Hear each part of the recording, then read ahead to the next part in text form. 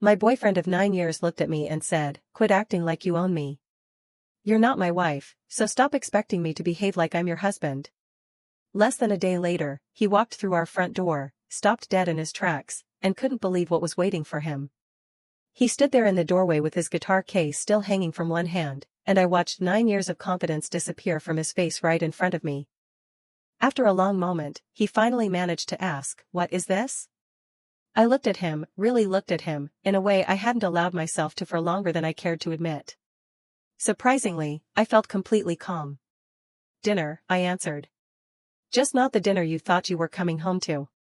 The truth is, just 24 hours earlier, I had no idea this moment was even possible.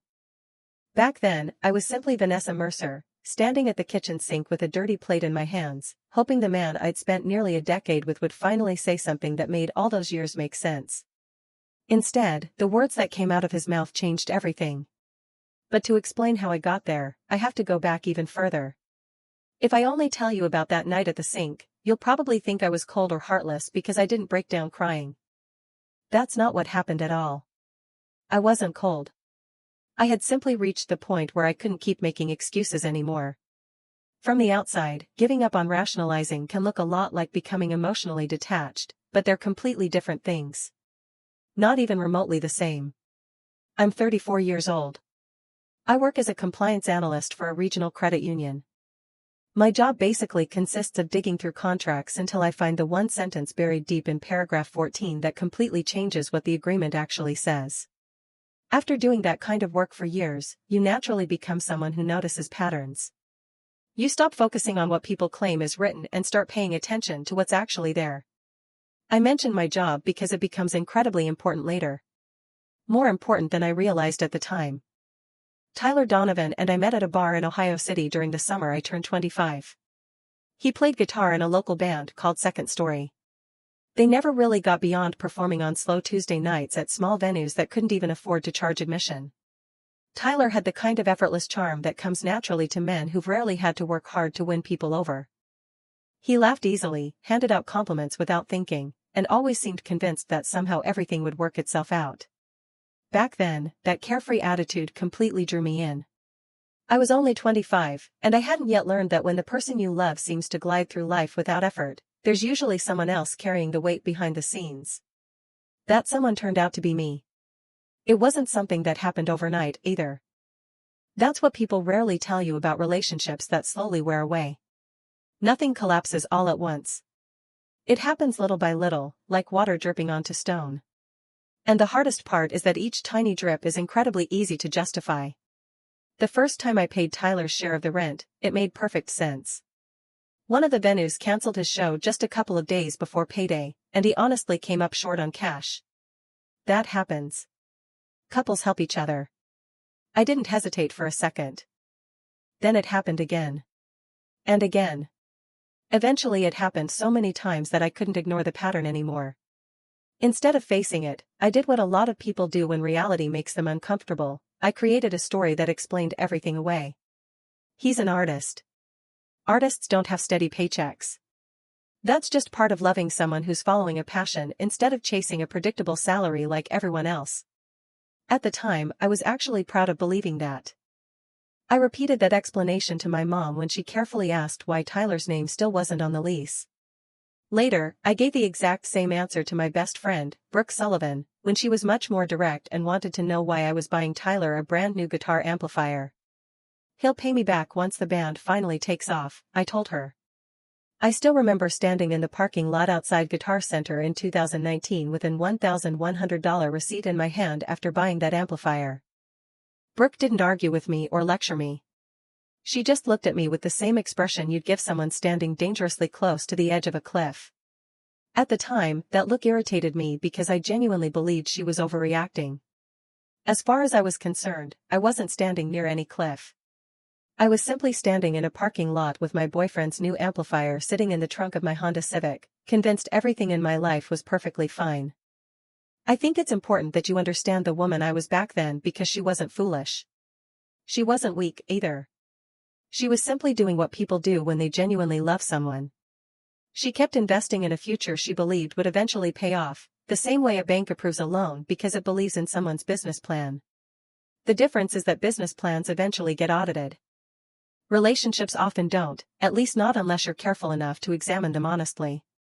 Without really meaning to, I started keeping records. That's just how my brain works as a compliance analyst. I don't rely on memory if I can help it. I rely on documentation. Sometime around our 3rd year together, I began saving every receipt. Not because I thought Tyler was hiding something, but because organizing records is simply part of who I am. I have a folder on my laptop called Household, and updating it became as automatic as brushing my teeth every day. The strange part is that I didn't truly look at what was inside that folder with clear, honest eyes for another 6 years. The first serious crack in everything appeared last October. Even now, I can picture that moment perfectly because I've replayed it in my head so many times that the memory feels polished smooth, like a stone I've carried around in my pocket for years. Tyler's phone bill came due, and like always, I paid it. I'd created a shared account specifically to make sure his phone, the one every venue, promoter, and bandmate used to reach him, would never get disconnected because he forgot to pay. None of that was unusual. What caught my attention was the notification my bank sent me about a week later. Someone had added a second line to the account. There was a brand new phone attached to our plan, and Tyler hadn't mentioned buying one. I immediately tried to explain it away. His old phone screen had been cracked for months, and he'd complained about it constantly. Of course he finally upgraded it. That seemed completely reasonable. That evening, while we were eating dinner, I casually asked him about it. I asked the kind of question you ask after you've already convinced yourself the answer won't bother you. "Oh yeah," he said without even looking up from his food. The cracked screen was driving me crazy, so I grabbed a new one. I just added it to our plan since it was already there. "You could have asked me first," I replied as gently as I could. It wasn't meant as an accusation. I was simply pointing out a fact that now sat quietly between us. "Van, it's only like $40 a month," he said. I didn't think it was something we needed to have a whole discussion about. And technically, he was right. $40 a month isn't a huge amount of money. I want to be completely honest with you because if I pretend this whole thing was about $40, I'd be lying. And I've reached the point where I don't want to lie anymore, not even in small ways that make my own behavior sound more reasonable than it actually felt at the time. The money wasn't the issue. The real problem was that he'd made a decision involving my bank account, my credit, and a contract that carried my name without ever considering that I might deserve a say in it. The reason it never crossed his mind was simple.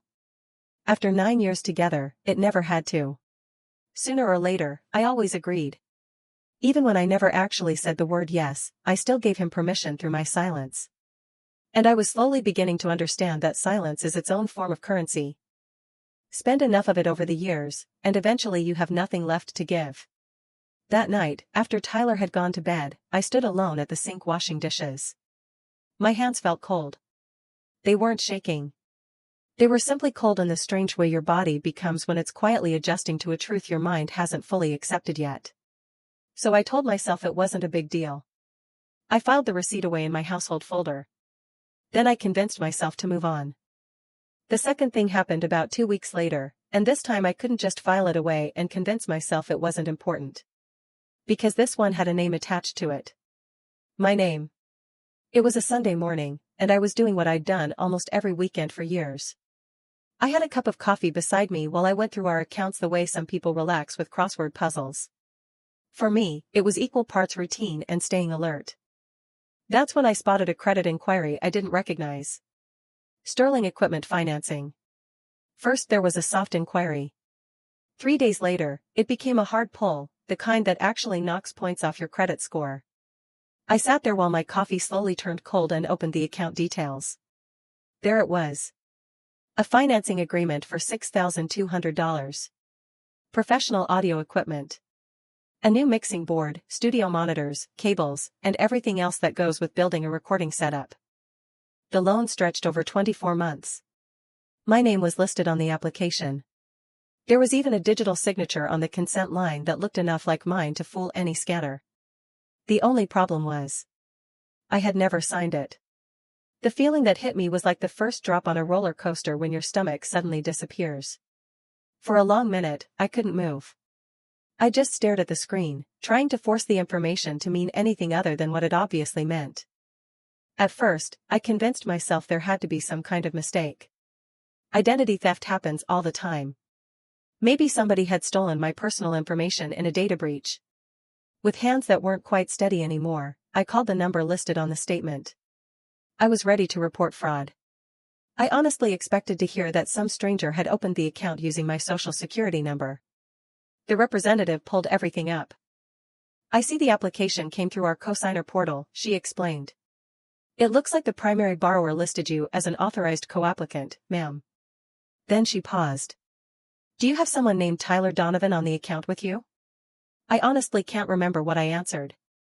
What I do remember is hearing my heartbeat pounding in my ears. I remember staring across the living room at Tyler's guitar stand. It was sitting exactly where my reading chair used to be before. Little by little, it quietly disappeared from that corner. And all at once, everything clicked. Tyler had used my identity. He'd used my credit. He'd used my name to finance himself a brand new mixing board. When he got home that evening, he was in a great mood. He immediately started telling me about some mastering engineer he'd met who supposedly could help the band sound more professional. I waited until he finished talking. Then, as calmly as I possibly could, I asked him why Sterling Equipment Financing had my signature on a $6,000 loan I'd never agreed to. His expression changed for just a second. I saw guilt flash across his face before he covered it up with wounded defensiveness. It was almost like I was the one who'd done something wrong simply by finding out. I was going to tell you, he said. The portal autofilled some of your information from when we set up the phone account. Then he shrugged. Honestly, Van, it's really not that different from you covering the rent. Once the band starts getting real bookings, I'll pay the whole thing off. You forged my signature. I didn't forge anything, he insisted. The system just pulled your information from the joint account. It's not like I sat there tracing your name. Tyler. Even I noticed how flat my voice sounded. That's identity fraud. That's a real crime. Not an expression. An actual crime people get prosecuted for. He laughed. Not in a cruel way. At least not yet. It was more the kind of laugh someone gives when they've already decided the other person is making a big deal out of nothing. Nobody's going to prosecute anybody, he said. We're together. It's basically our money anyway. That sentence has stayed with me ever since. It's basically our money anyway. 9 years together. And during all that time, my name had never appeared on a single thing he owned. Not his music equipment. Not his van. Not even one bank account. But the second he needed my credit score, suddenly everything became ours.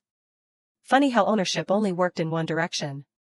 I don't know how I missed that for so many years. It finally became impossible to ignore once I saw my name printed on a $6,000 loan beside a signature that wasn't really mine. I made him promise he'd fix it.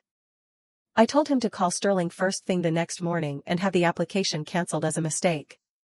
He promised. And I believed him.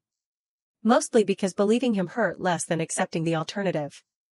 There was still a small, exhausted part of me desperately hoping this was a misunderstanding instead of another piece of a much bigger pattern. I saved the loan paperwork in my household folder. Right beside the phone receipt. Now there were 2 documents sitting there. I kept telling myself I was only being organized. That same week, I called my mom. I usually avoid calling her when things are falling apart because she's mastered the art of saying, "I told you so," without ever actually saying those words. She can do it with nothing more than the exact angle of her silence. So, she asked, "How's Tyler's little band doing?" I could practically hear the quotation marks around the word little. "They're fine," I answered. "Busy." Then she asked another question. "And how's Vanessa doing?" I didn't have a real answer. Instead, I blamed work. I told her things had been stressful lately, then changed the subject as quickly as I could. After we hung up, I sat in my car outside the credit union for 11 full minutes before I could make myself walk inside. I just kept doing math in my head. Rent. $2,100 every month. The lease was entirely in my name. His phone line. Another $40-something added to my account each month. The amplifier I bought back in 2019. Never repaid. Studio sessions I'd paid for whenever he asked. I'd never even kept an accurate total. And now there was another $6,000 financing agreement attached to my social security number. Assuming he'd actually canceled it. Then it hit me. I hadn't even checked. That night, I checked. He'd never canceled anything. The third cycle started the same way all the others had. Small. Looking back, I honestly think that's how this kind of thing works. Nothing ever happens that's big enough by itself to set off alarm bells. Instead, it's guitar strings here. $40 there. A studio session that quietly runs 2 hours longer than planned while I'm the one paying the bill. It's slowly realizing I hadn't bought myself a single non-essential thing in 11 months. Nothing besides groceries and bills. Meanwhile, Tyler had stage outfits hanging in our closet from 3 different boutiques. I'd even paid to have them dry cleaned. Eventually, I decided to bring it up. Carefully. I wasn't trying to start a fight. I wanted a conversation. I think we need to talk about money, I told him one Thursday evening while the clean dishes dried in the rack between us. What about money? He asked. I think I've been carrying more than my share. Maybe it's time we come up with a better system and split things more evenly. He looked at me like I'd suggested something completely ridiculous. Van, he said, I don't have a regular W-2 job. You already know that. This is what supporting an artist looks like, he said. You knew that when we got together. The truth was, I had known that 9 years earlier. But I couldn't help thinking that after nearly a decade, it was fair to reevaluate what we'd both signed up for. So what now? He asked. You're keeping score? There was a sharpness in his voice that hadn't been there before. It wasn't loud, but it was impossible to miss. After everything I've done, you seriously think I don't contribute? Then he put a hand on his chest like he couldn't believe I was questioning him. I bring music into this house. I don't know, meaning, Van. Life isn't supposed to be one giant spreadsheet. I remember looking at him and thinking that life absolutely becomes a spreadsheet when every bill, every loan, and every financial obligation has your name attached to it. I never actually said that out loud. Instead, I quietly answered, I just want things to be more equal. He nodded. Okay. We'll figure it out. But we never figured anything out. The truth is, there was never an actual conversation where we sat down and solved the problem. There were only countless moments where I'd bring it up. And he'd gently redirect the conversation somewhere else. Each time he did it so smoothly that bringing it up again somehow made me feel unreasonable, almost like I was nagging him about something he'd already agreed to handle. That's a special kind of exhaustion. It's what happens when you're arguing with someone who never directly tells you no. They simply never quite say yes, either. There isn't one clear moment you can point to and say, right there. That's where everything fell apart. Because he never refused me outright. Nothing ever changed. Somewhere along the way, without fully admitting it to myself, I started checking our finances more often. Not because I expected to uncover some brand new betrayal every week. I just realized that the only reason I'd missed everything before was because I hadn't been looking closely enough. The fourth cycle is still the one that makes my hands feel cold whenever I think about it. Months had passed by then. This was the moment I finally ran out of stories that could make his behavior seem reasonable. I was reviewing our utility account. Technically it was my account, although I'd long since stopped correcting people whenever they referred to it as ours. While going through the transactions, I noticed a payment I'd never seen before. Meridian Studio Leasing. $420. It wasn't a one-time payment. It had been coming out every month for the last 3 months. Before I called Tyler, I called Brooke. By then I'd reached the point where I needed another person's perspective before I trusted my own judgment. Looking back, that says a lot about where my head was. Meridian Studio Leasing, she repeated. I heard her typing. Oh. Van. There was a pause. That's a rehearsal space company. More typing. Actually. This isn't just a rehearsal room. It's a private studio suite rented on a monthly lease. I felt my stomach tighten. So he's leasing a private studio through my account? Have you asked him yet? Brooke asked. No. I hadn't. In fact, I waited another 2 days before bringing it up. I'm not proud of that. But I desperately wanted to make sure there wasn't some perfectly reasonable explanation I simply hadn't considered yet. So I did what I'd become incredibly good at over the years. I built excuses for him. Maybe the band shared the studio. Maybe $420 was only his share after everyone split the cost. Maybe he'd planned to tell me but honestly forgot. People forget things. I went through every possible version of the story where none of this was actually a problem. I realized later that I'd developed a habit of creating the excuse before I even asked the question. Some part of me believed that if I softened the truth in advance, it wouldn't hurt as much when I finally heard it. When I eventually asked him, his answer shook me more than anything that had happened before. "It's my space," he said. He didn't sound guilty. He didn't dodge the question. If anything, he sounded proud. I needed somewhere I could actually work without. He stopped himself. Just a little too late. Without me, I finished quietly. That isn't what I meant. You've been paying for a private studio using my account for 3 months, I said. So what exactly was the plan? That I'd never notice? I was going to tell you, he replied. I just didn't want to make a big deal out of it until I knew I'd actually keep using the place. $420 every month isn't a big deal? Not really, he answered. Dan, you're making this sound so transactional. It's a creative space. I needed somewhere that was mine. Mine. Paid for with my account. Those words stayed inside my head. I wanted to say them. Instead, something much quieter came out. Tyler, everything in this apartment is yours. I looked around the room. The guitar stand sitting where my reading chair used to be. The equipment that somehow ended up financed under my name. Now a studio I've been paying for that I've never even stepped inside. I took a slow breath. I'm honestly trying to figure out what in this relationship actually belongs to me. For just a moment, he looked like my words had finally reached him. Like he actually understood. Then the moment disappeared.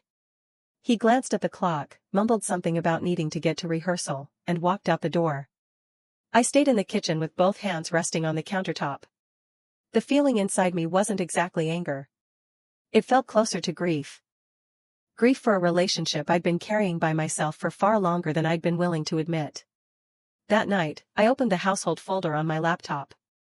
For the first time in years, I read every single document from beginning to end. Rent receipts stretching all the way back to 2020. The amplifier. The second phone line. The Sterling equipment financing loan. Still active. Still unpaid. Still attached to my name. Exactly like I'd feared. The Meridian Studio leasing payments. Invoices for studio sessions. Then something else I'd almost forgotten completely. A motorcycle down payment I'd covered 2 years earlier because he'd looked at me and said, "Just help me with the deposit. I'll handle the rest." He never did. I stayed at the kitchen table until nearly 1 in the morning entering everything into a spreadsheet. Maybe Tyler was right that not everything in life could be reduced to numbers. But this absolutely could. I needed every expense sitting in one place instead of scattered across 9 years of memories I'd talked myself into accepting one by one. When the spreadsheet finished calculating, I just stared at the final number. $47,830. I looked at it for a long time. Long enough that it stopped feeling like a dollar amount. It became something else. Almost like the outline of the last 9 years of my life. For nearly a decade, I believed we were building a future together. Instead, I'd quietly financed his. While my own life slowly drifted into the background. Ignored. Unfunded. Even my reading chair had been pushed out of its own corner to make room for one more guitar stand. I didn't confront him that night. Not because I questioned the total. I knew the number was real. I waited because experience had taught me something. Talking directly to Tyler almost never solved anything. It usually ended with a longer, more exhausting version of the exact same non-answer. Before I said something that couldn't be taken back, I needed to understand what my actual options were. The fifth cycle, the one that finally shattered every excuse I'd been making, didn't start with Tyler. It started with a letter. Sterling Equipment Financing mailed a delinquency notice. Not to him. To me. My name was on the loan, so I was the one they contacted. The letter explained that the account was now 31 days overdue. If the balance wasn't paid, the debt could be sent to collections under my social security number, causing serious damage to my credit. Tyler had promised he'd cancel that loan. He never did. He hadn't even made a single payment. I sat there with that letter resting in my hands for what felt like forever. I wasn't shaking. Not yet. I was just completely still. It was the kind of stillness that comes right before you fully understand something you'll never be able to forget. Before I let my emotions take over, the compliance analyst in me stepped in. I picked up the phone and called the number on the notice. A representative named Priya answered and carefully walked me through the account. The loan was officially in default. My credit score had already dropped 11 points, and she explained that if the account was sent to collections, the damage could become much worse. She spoke with the calm professionalism of someone who handled calls like mine every day. There wasn't an ounce of judgment in her voice. Oddly enough, that made it easier for me to hear the truth without trying to argue with it. So, if I never actually authorized this loan, do I have any options? I asked. If you believe the application was submitted without your consent, she explained, this could potentially qualify as a fraud claim instead of a standard billing dispute. Then she added, since the person involved is someone you live with, or a partner, I'd strongly recommend speaking with an attorney. Those situations can become legally complicated. She paused before finishing. But yes, you absolutely have options. Fraud claim. Attorney. Those two words settled inside me one after another like heavy stones sinking into still water, each one sending out another ripple that reached farther than the last. After we hung up, I stayed at the kitchen table with the letter lying in front of me. My mind drifted through everything. The private studio. The extra phone line. The amplifier. $47,830. My reading chair that had quietly disappeared to make room for another guitar stand.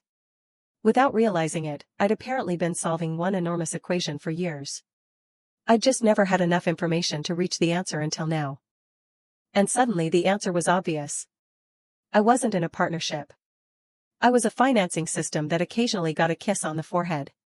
That evening I found myself standing at the kitchen sink, holding a dirty plate, and I casually asked Tyler if he could throw away the 2 empty takeout containers sitting on the counter. That's when everything changed. He looked at me and said, "You're not my wife. Stop expecting me to act like your husband." I've replayed that moment in my head so many times that I notice details now that completely escaped me the first time. The blue light from the television flickering across his face.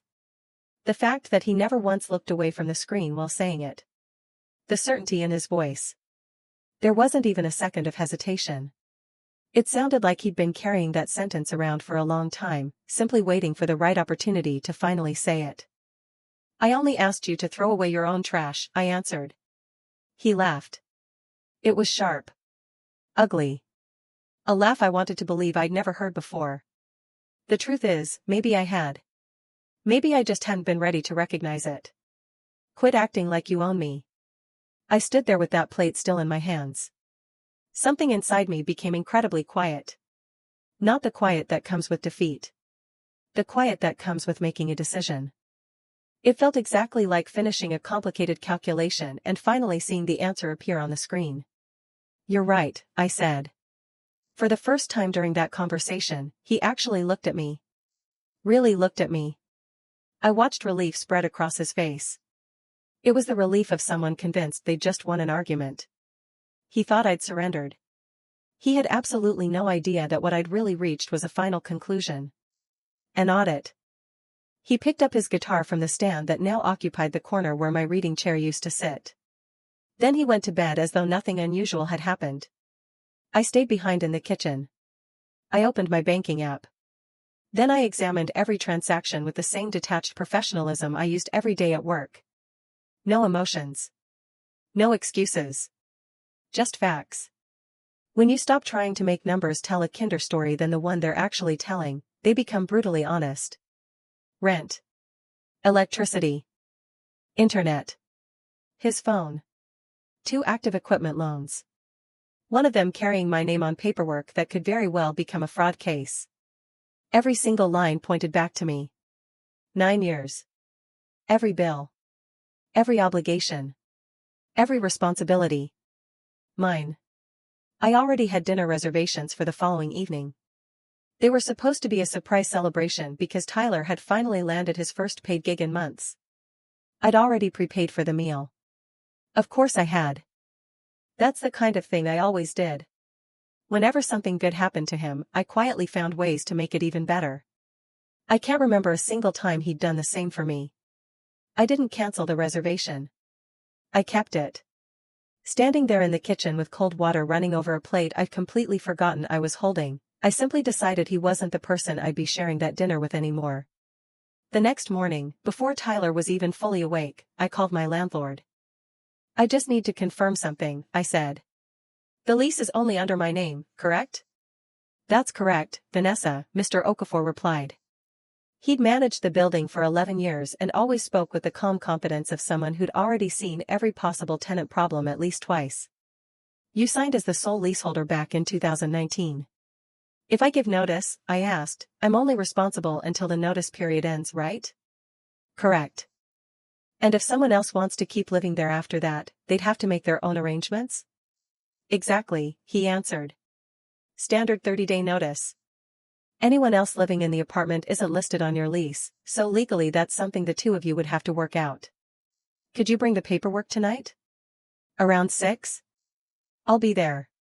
When I ended the call, I grabbed the edge of the kitchen counter until the shaking in my hands finally settled down. The strange part was that I hadn't expected to feel this way. I'd expected devastation. Instead, what I felt was clarity. Clean, sharp clarity. The kind that only arrives after you finally stop arguing with reality and accept it exactly as it is. About an hour later, Tyler wandered out of the bedroom still half asleep. He rubbed his eyes and immediately reached for the coffee sitting on the counter. I'd only made enough for myself. He never noticed. He never stopped to ask whether I'd intentionally made one cup or whether there was enough left for both of us. He simply poured himself some. I'm meeting up with the band today, he said while kissing the top of my head on his way toward the door.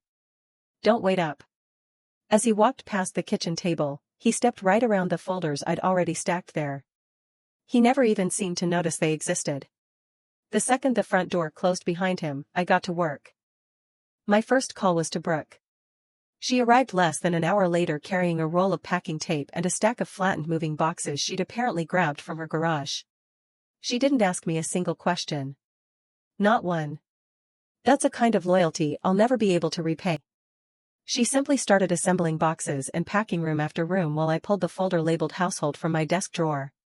For the first time, I organized everything not just for myself, but as documentation that could stand on its own if someone else ever needed to read it. After that, I made one more call. This time it was to Natalie Brooks, a family law attorney I'd found through the credit union's employee legal referral program. Natalie had been practicing law for 22 years, and most of that time she'd handled domestic and financial disputes in Ohio involving unmarried couples living together. I hadn't realized cases like mine were so common. Or so complicated. The good news, she said after I walked her through everything in my household folder over the phone, is that because the two of you were never married, this is actually much simpler than a divorce in one important way. There isn't any marital property to divide, and he can't make a claim for spousal support. She didn't hesitate. The lease is yours. The apartment is yours. Legally, none of that is in question. She continued, once you give notice, he has no legal right to stay in that unit unless he makes separate arrangements. Then her tone became more serious. The loan is a different matter. If Tyler really submitted that sterling equipment financing application using your personal information without your permission, then we're no longer talking about a civil dispute. We could be talking about identity theft and fraud under Ohio law. She paused before adding one more thing. I don't want to involve the police until the evidence is airtight. I'd rather have a forensic documentation specialist review everything first so the case is fully built before anyone else even knows it exists. Then she gave me a name. Patricia Monroe. She's spent 28 years doing forensic accounting and has testified in front of 3 different county courts. I'll have her contact you today. Patricia called less than 2 hours later. The first thing I noticed was her voice. It was brisk but never rushed. Calm without sounding detached. Completely unfazed by the size of the mess I'd just described. For the first time all day, I felt like maybe this situation was actually survivable. "Send me everything," she said. "I want every receipt, every statement, every account number you've got. If you have records covering the entire relationship, I'll build a complete financial timeline, dollar by dollar, going back all 9 years. If this ever ends up in a courtroom, or even in front of a detective deciding whether there's enough evidence to open a criminal investigation, I want every piece of it locked down." "I have almost everything," I told her. "I've been saving receipts since 2019. I laughed quietly. I honestly didn't even know why I'd been keeping them until now. There was a brief silence. Then Patricia said something I'll probably remember for the rest of my life. "That instinct is going to save you an enormous amount of trouble." She continued, "Most of the people who come to me have almost no documentation. You have 9 years worth. That's not luck, Vanessa. That's your case." Around noon, Brooke found the Sterling equipment financing paperwork while sorting through the stack of documents I'd printed the night before. Everything sat neatly organized with tabs and labels because that's how I process information. I need to see it clearly before I can fully understand it emotionally. "Van," she said quietly while holding up the loan agreement. "This payment is bigger than my car payment." "For 9 years," I answered. "It's the first time I've actually totaled everything." She kept turning pages. Read receipts dating all the way back to the beginning of our lease. Phone bills with the second phone line highlighted in yellow. The equipment financing documents. My forged digital signature sitting at the bottom of the page like something frozen in place. The motorcycle down payment. The Meridian Studio leasing statements. One document after another. One expense after another. Altogether they added up to $47,830. It wasn't just a number floating around in my head anymore. Now it existed as a stack of paper sitting on my kitchen table. Each page represented one tiny decision I talked myself into accepting. One small drip. 9 years later, those drips had become a flood. Brooke looked up at me. "He's going to completely lose it." I shrugged. "Let him." At 5:30 that afternoon, the food I'd ordered the previous day arrived exactly on schedule. It was supposed to celebrate Tyler finally landing his first paid gig in months. I'd already paid for everything. Brooke looked at the delivery bags, then looked back at me with one eyebrow raised. "You still ordered dinner?" "I paid for it yesterday," I replied. "I'm not wasting the money twice." "So, what are we doing with it?" I looked across the kitchen. The folders were stacked in perfect rows across the table. Everything was organized exactly the way I'd prepare documents for a compliance review. Because that's exactly what they'd become. Evidence. "Set everything out," I said. "Like it's a party." Brooke blinked. "A goodbye party?" "Exactly."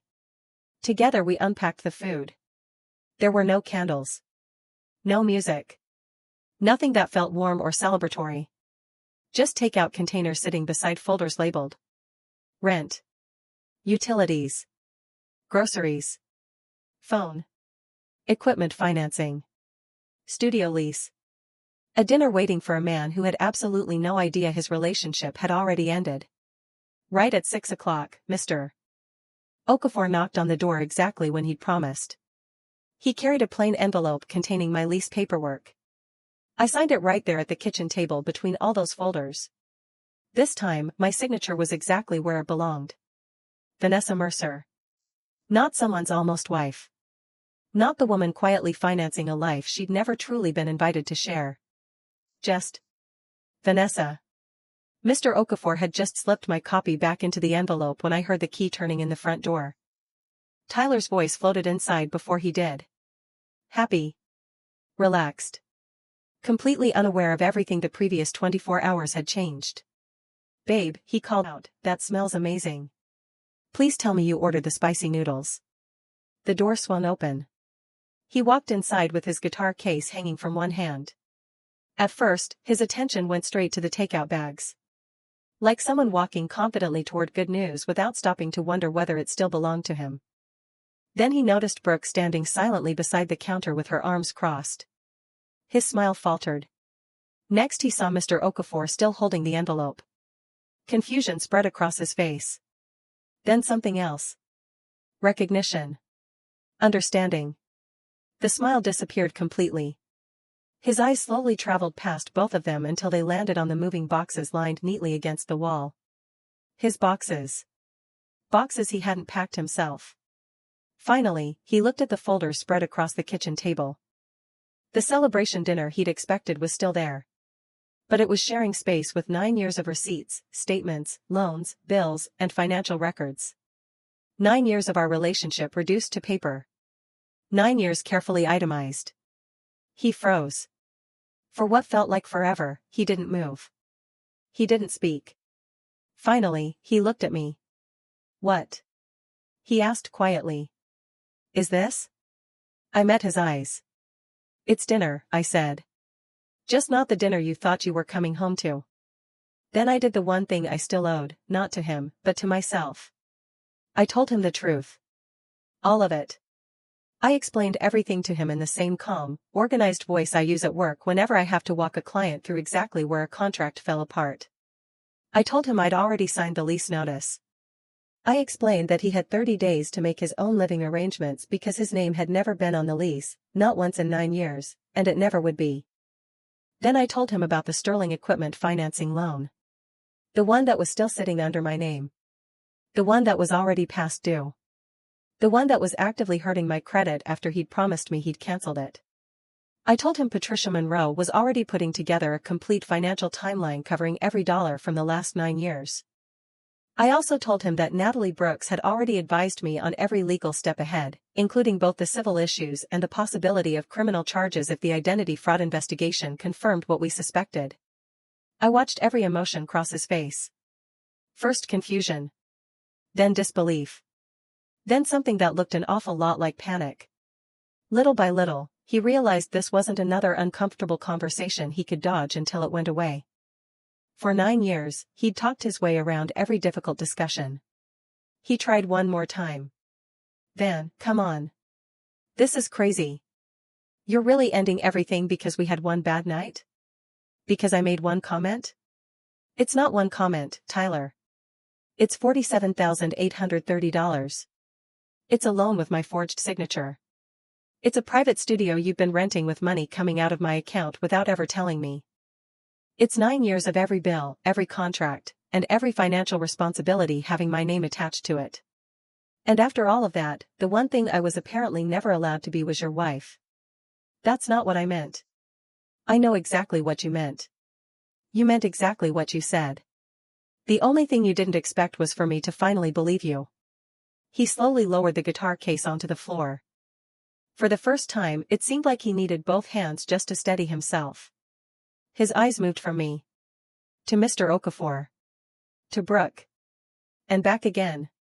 He searched every face in that kitchen, hoping someone would take his side. No one did. You can't throw away 9 years because of one argument, he said. His voice was much quieter now. There was something almost desperate underneath it. I shook my head. I'm not throwing away 9 years. I'm finally reading the receipt. The weeks after that moved much faster than I expected. Mostly because Patricia delivered exactly what she'd promised. Her financial timeline was incredibly thorough. Every payment. Every transfer. Every loan. Every expense. Everything documented. The moment it was complete, Natalie moved forward with the identity fraud case. Detective Danielle Harper, who had spent 14 years in the Cleveland Police Department's Financial Crimes Unit, took over the investigation after reviewing the Sterling paperwork. During our second meeting, she placed 2 signatures side by side on the table. One was the signature from the loan application. The others were genuine samples from 3 different documents I'd signed myself. This really isn't ambiguous, she told me. She pointed at the pages. The pressure patterns don't match. The way the letters are formed doesn't match. She leaned back. A certified document examiner will probably confirm this in about 4 minutes. Then she smiled slightly. But honestly, I don't need an expert to tell me what I'm already looking at. Once Sterling Equipment Financing received Detective Harper's findings along with Patricia's complete documentation, they closed the fraudulent account. Within 11 days, the loan disappeared from my credit file. Without that paper trail already organized and ready to hand over, Patricia told me the process easily could have taken months. Over the next 2 billing cycles, the 11-point drop in my credit score disappeared. The criminal case moved much more slowly. That's how those things usually go. But it kept moving. By March, Tyler had officially been charged under Ohio's identity fraud laws. I wish I could tell you there was one dramatic courtroom scene where justice arrived all at once. There wasn't. Real life doesn't usually work that way. What happened instead was quieter. And, honestly, probably more truthful. Tyler accepted a plea agreement. He was ordered to pay restitution for the outstanding equipment balance. He received probation. And he walked away with a permanent criminal record that would follow him the next time he tried to convince someone else to trust him with credit he hadn't earned. By summer, Second Story had broken up. Through mutual friends, I heard the bass player had finally gotten tired of covering expenses that Tyler always promised he'd pay back someday. Apparently, I hadn't been the only one financing his dreams. There was something strangely satisfying about hearing that. Not because I wanted him to suffer. Because it reminded me that patterns don't disappear just because they stop working on one person. They simply move on until someone else finally notices them. That April, I moved into a small 1-bedroom apartment in Tremont. It's not big. But every single thing inside it belongs to me. I picked it. I paid for it. I own it. One of the very first things I bought was a reading chair. A real one. Deep green. Far too large for an apartment that size. Completely impractical. Absolutely perfect. I realized I hadn't let myself buy something simply because I wanted it in years. Some quiet part of me had always been leaving room for someone else's life instead of my own. Now, the corner where it sits holds exactly what I want it to. The chair. A lamp. Nothing else. No guitar stand. No reminder that my space always came second. On Sunday mornings, I make coffee for one. Just for myself. I don't see that as lonely anymore. I see it as honest. It's an accurate reflection of the name that's actually written on the lease. When Patricia finished her final report, the total came to $48,940 after interest and additional fees were included. It was a little higher than the number I'd calculated at my own kitchen table. She smiled when I mentioned the difference. That's normal, she said. People almost always underestimate. The human mind is far more generous than a bank statement. The restitution order will never recover every dollar. I've accepted that. Because I've learned that some debts aren't really measured by money. Sometimes they're measured by finally seeing the full number written down somewhere real instead of carrying it quietly inside yourself for years. I still have the folder. It's still labeled household. It sits inside a drawer in my new apartment. Some days I wonder whether I should keep adding to it. Other days I think it's already become exactly what it was always meant to be. A record. Proof of the years I spent financing someone else's certainty that I belonged to him. Until the day I finally read my own receipts. And realized I never did.